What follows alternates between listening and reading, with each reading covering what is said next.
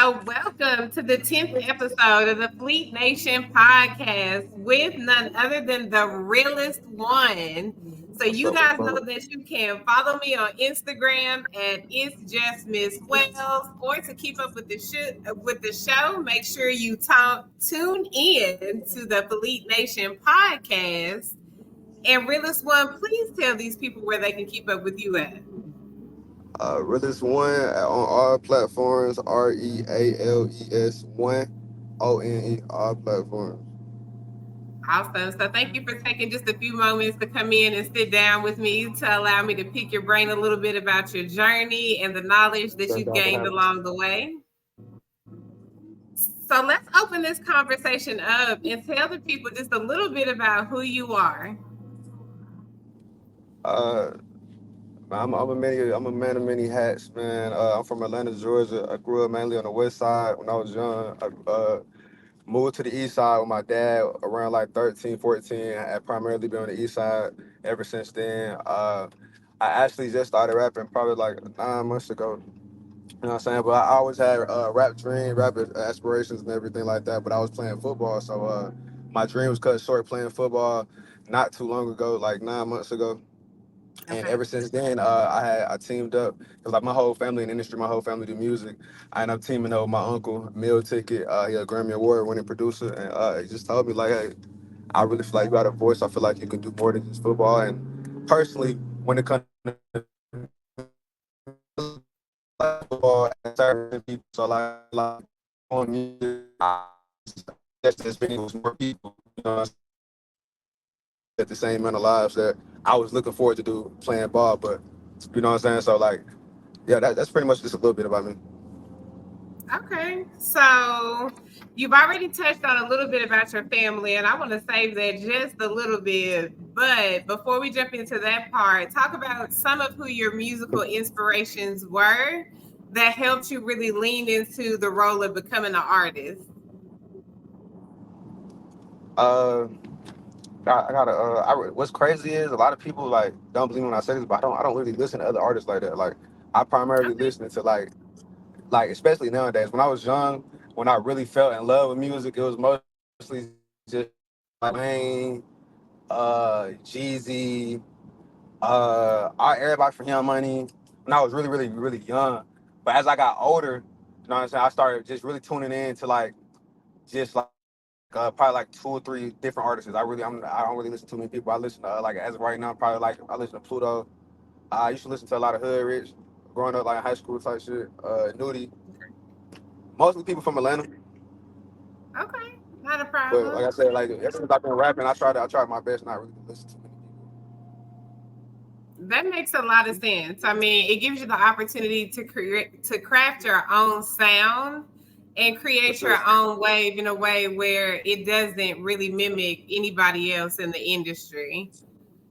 So, Most definitely. how have you been able to use all of the discipline that you had from playing football and translate that to what you're doing right now as an artist? Has that helped you in any way? I mean, when it just come to having structure, just as a man, like I feel like just being a man, like you got to push our stuff through things. You know what I'm saying? Like outside of football, I've been through a lot, but just being a football player in general, you're gonna go through a lot of stuff. You're gonna go through trauma. You're gonna go through a lot of the stuff that's gonna, it's a gladiator type of sport. So like, I feel like when it comes to just having structure, just as a man, like, and just putting like the important things first. You know what I'm saying? It helping me with my rap because at the end of the day, like I don't look at myself as not a regular rapper. Like I chose to do this, and I'm at a place in life where like I can do it at a different pace than a lot of rappers. It's blessed too. You know what I'm saying? So like God is really good. You know what I'm saying? So that's all I'm gonna put it like that. But yeah, so like it really give me a lot of structure. Just being more disciplined when it comes to just any crafts. I can see how that relates. I mean, because you've got to be dedicated and committed to get up and make it to practices, following the diet regimens, being there for the games. Like anybody that can play a sport and play it consistently is someone that has mastered the art of making up their mind that they're going to do something and will stick to it. And I can see that being able to really elevate you in the music industry as well. Yeah. In the short 9 months that you've been out here, talk a little bit about all the things that you've accomplished because you've literally taken off in 9 months. Uh, what's crazy is I only dropped one song so far. It's just like people, I got real life motion going on. So like everything I'm rapping about, I'm really living it. So like in the last 9 months, it's just been picking up. That's all it is. It's just been picking up. The world been on notice. People been listening. People been finding out what I got going on. And ever since I dropped this one song, within like the last 2 weeks, the shit is already on V103, 107.9. It been on 92, what, 103.7 and B. It been on a lot of radio stations. It's like, with the Fleet Coalition, I'm tapped in with a lot of DJs. It's spinning over 1,000 DJs spinning it right now, like within the first couple weeks. So by this time next month, I'm expected to have at least over 100,000 listeners. You know what I'm saying? Within my first drop. So like it really is going way faster than I expected to go. Like, you know what I'm saying? Me starting 9 months ago is going way faster than I expected. So one of the things that I noticed that independent artists always overlook is the importance of the DJ and the radio. Can you talk just a little bit about why you have made sure that your album and your tracks have been in the hands of these individuals? Okay, so like what's crazy is like, I do social media. So like, I own a talent agency. Some people know that, some people don't. So when it comes to social media, I'm already kind of like a mastermind when it comes to that. So on the digital aspect, I always weigh that higher than all the physical when it came to getting DJs and radio. I'm thinking like, who nobody be on the radio, nobody with DJs, whatever, whatever. But with me getting to know music more in like the last 9 months, especially teaming up with Meal Ticket and just like learning, from my OGs, it's like it's even. It's a yin and yang. You can't have the digital market on lockdown when it's social media if you don't have a real connection with the physical DJs who actually spinning your shit. You feel me? So like I really been taking like advantage of that fully, you know what I'm saying, to build a relationship with anybody who respect my craft and I respect their craft and continue to just like try to get my get as many ears and listening. Even though the radio might don't be as popular as TikTok or whatever, I feel like that shit still play a way big part. It's more like the icing on the cake for me. Like it's like it give you the status to be really taken serious once other DJs fighting to get your track. You know what I'm saying? Other radio stations want to play you. So yeah, it's basically it's really important. Got you. So I love that you keyed in and you said that you are also someone that has learned how to master social media. I don't want you to tell us all of the tricks, the trades, and the secrets that you got up your sleeve, but is there anything that you would share to an up and coming artist on how they can utilize their platforms in a way that's really going to maximize what they're doing? Uh, I feel like my biggest thing I can say is consistency. You gotta be consistent. You gotta be different. Unique. Gotta stay with it. Uh, Well, I would say to every artist, honestly, is to get you a bag, like for real, for real. Like on hand, like do what you gotta do, work your one to get you some money so you can invest into your career like you need to. 'Cause that's the biggest thing. Like having connections, relationships is bigger than money. But like, if you don't have no money and you got a lot of connections, it's gonna come a time where you're gonna have to spend some money on social media. So like, just being consistent and just investing into the right promos. I feel like that's the biggest thing. Okay, now let's talk about the team because that's also something that artists overlook as well. They'll rely on family, they'll rely on friends to expect them to come in and do different things when it comes to their business as far as their music is concerned. But what is Hmm. your approach and what is your look? What is your look at how you've built your team around you? Um, so with my team, my team is real in house. Everything is personal. Like just like in general, my life, like my circle's super, super, super tight. So like my family in the industry, but I don't really use like them to progress my career because I obviously want to make a name for myself. You know what I'm saying? So that's the biggest thing when it comes to me. So like building my team right now, I'm just gradually, just working and just building and building and building and building as we speak. And like I said, I like to keep everything in house. I only work with people who like really I feel genuinely like they're an actual good person. Like if I don't feel like you're a human, I mean a good person, a good human. My bad. If I don't feel like you're a good human for real. That's type of people I keep around me. You know what I'm saying? Like Hmm. talent only take you so far. So I try to surround myself around like really, really good humans. Okay. So while you've been out here, what are some of the obstacles that you faced transitioning from football into an artist? Our schools just I mean honestly like I had a lot of motion going on while I was playing football, outside of football. So after leaving football, it wasn't as hard. Like some people be having, like, like on press, don't know what they're gonna do with their life.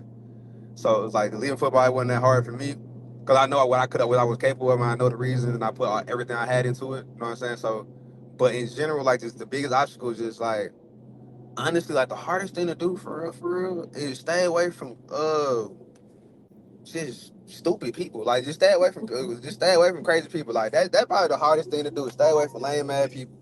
Lame mad niggas for real, for real. Staying away from just people who not gonna put you in a position because it's one person could change the trajectory of whatever you got going on. You know what I'm saying? So like, that's probably the hardest thing. Just, just keep your circle tight and just like reading through the the bullshit.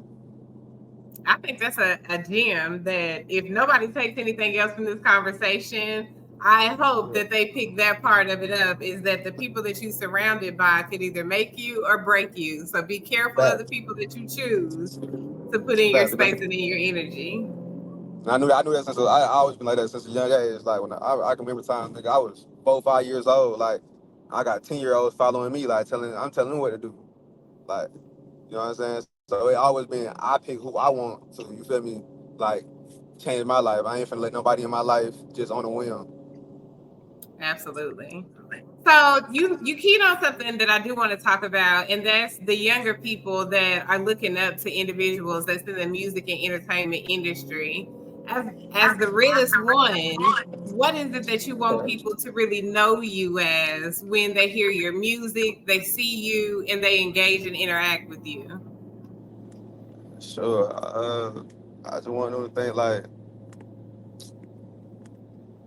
he different. Like he next. Like he the one.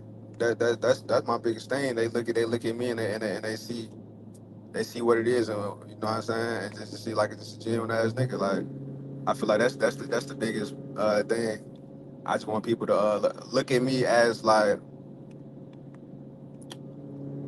I mean, I feel like everybody wants them to look at people, look at how they look themselves. So that's probably what it is. I look at myself as so highly, you know what I'm saying? So that's probably the biggest thing, just having respect from my people up underneath me to, just want them to grind. Like, and I make music for everybody. You know what I'm saying? I'm versatile, so I make music for different environments, different crowds. I just want everybody to be able to relate to me and take my story, and even if it's not their type of story, make it to relate to their life and push them and just give them something, to look forward to.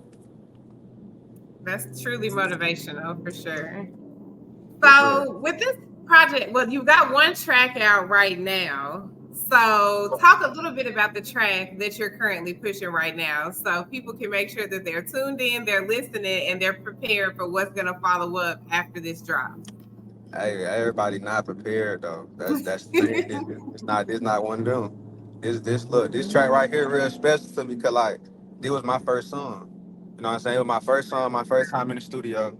And after me playing it, everybody, all the DJs, they was like, "It's a hit." So like that's how special it really is to me. Like, damn, my first song really one of the ones. And just to talk about the song, like I said, it's not for everybody. I mean, look, if you standing on the right business, you know what I'm saying. The message might be for you. You know what I'm saying? But like this type of track where it's just I'm just opening the floodgates on how I'm finna put it in their face for the time being. You know what I'm saying? I got one track out right now, but I got over 200 tracks. So we finna put it out. In a really really good pace and a good order on on how my team want to do it. But in general though, the track's called Sell That. You know what I'm saying? You can find it on every platform. Off the name alone, Sell That. You should know what the hell going on.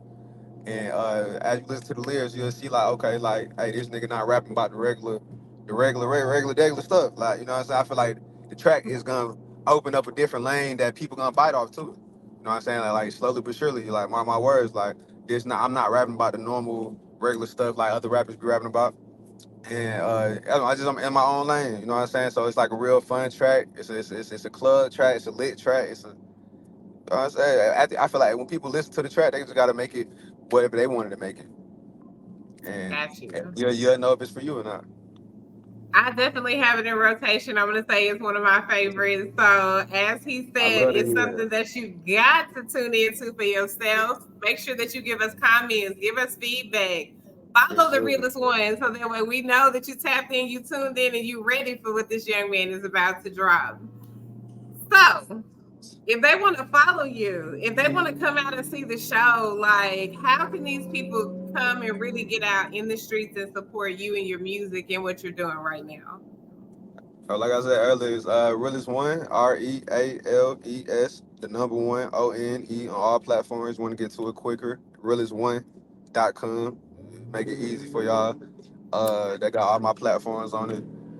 When it comes to bookings and everything, y'all can hit Stephanie Jester up. She's not hard to find. You can look up Stephanie Jester, or you can hit up Meal Ticket. You know what I'm saying? My everything Meal Ticket, my uncle, my A&R, my everything, man. You can hit him up. He'll get you right when it comes to features, bookings, and other than that, though, like you want to find me, I ain't hard to find. Shit, you know what I'm saying? Just give me my money, and we talk about something. I ain't mad about that one. So again, as I mentioned, I created this platform so that way we can make sure that we are leaving a trail of advice and knowledge and nuggets for the people that are following behind us to know what they need to do in this industry to be successful. You gave us a lot of gems already that I hope these people have been tuning into. But I do want to ask you if there was one thing that you could tell an artist that was sitting in front of you right now that's hungry, they want it, they got good music, they're talented, they've proven that they are something special that needs to be inside of this industry. What is one thing that you would say to that person, or what is one thing that you wish you had the opportunity to say to yourself before you entered into this industry? I would say, for one, mind the business that pay you. Oh no, I lost him.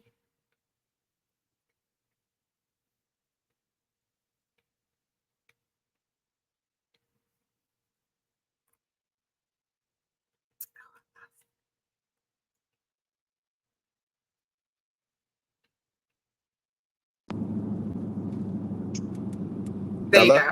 Yeah, I got you. I can edit it out. It's not a problem. Okay, yeah, somebody called me, but what I was saying, yeah, for one, mind the business that pay you. I feel like in the industry, it's your digital footprint is everything. So like, that's why I like a lot of mystique, and I don't keep a lot of people around me that be on social media and filming me doing whatever it is that third. So it's just like, just market, just be really aware of your digital footprint, and get your ass a bag. Make some goddamn money. If you talented and you fire and you've been doing music for this many years and you still haven't did this, you still haven't did that, you don't got the relationship, go get you some money and go invest into that shit. And I promise you, them niggas will find you. Cause that's one thing about this shit. It's not about talent at all. That's what I noticed. It's all about money. It's all about relationships. So you need to get outside, go hustle, go work out one, go build some relationships, and go show the people why you really worth it. Ooh, man, again, just another gem that these people need to hear and take advantage of that is invaluable. Your network equals your net worth. So as you're Exactly. out here and And you are it's working, not gonna come from music at first. tap on that just a little bit because I think a lot of artists think that's what's going to make them the money is the song that they put out or what they're pushing on social media. But can you expand on your comment of it's not what's going to make you the money at first? Just realistically, like music, just signing to a label and doing it in general, it's not for the artist to be super rich. It's not built like that. It's built for us to get screwed and finesse. So you gotta actually know the game and put yourself in a position where you don't gotta rely on music. You know what I'm saying? I use music as a hobby that I actually just really enjoy love doing. That's why I'm gonna do it forever, no matter if I'm getting paid or whatever, because at the end of the day, it's just what I enjoy doing. But when it comes to actually making money from it, I feel like nobody should like fully 100% put all their eggs in music until you get that big check, that big hit. Then you can go, you know what I'm saying? Until then, you need to find some other investments outside of that so you can slowly invest into your craft. You know what I'm saying? And it don't take much. If you really like that, if you invest into the right promos on social media, it's all the platforms in the world for you to have that one viral moment. So, yeah, that's what I would say. Just find you a hustle outside of music and expand on So that. do you recommend for an artist to still be pursuing being signed to a label, or do you think that going the independent route is the smarter move for them in 2024? It's case by case. It depends on who you come into the label with. It depends on who you are. Cause like labels, They know who you is, they know what you stand on, they're not gonna play with you. And they feel like they can play with you, they go shit, they gonna play all day. So it depends on who you is. I mean, personally, I feel like like I have a team around me that when I build it to the point that I want it to be at, I can go to a label and ask for what the hell I want. So that's like the biggest goal. That's what everybody wants. You know what I'm saying? To get a really, really good deal by somebody who's gonna support you. Because at the end of the day, if you're trying to be a mega star, you need somebody to invest into you.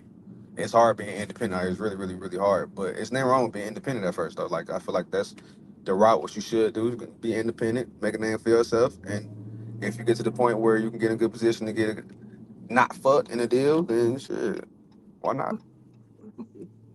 Well, Realest One, I appreciate you for taking some time out of Yeah, I your appreciate you. day to just tell us a little bit more about what it takes to be successful. Not only have you been able to put roots in sports, but you also took that same drive and went into a completely different industry and are taking that place by storm as well. So I hope that anybody that is listening to this conversation views this at some point.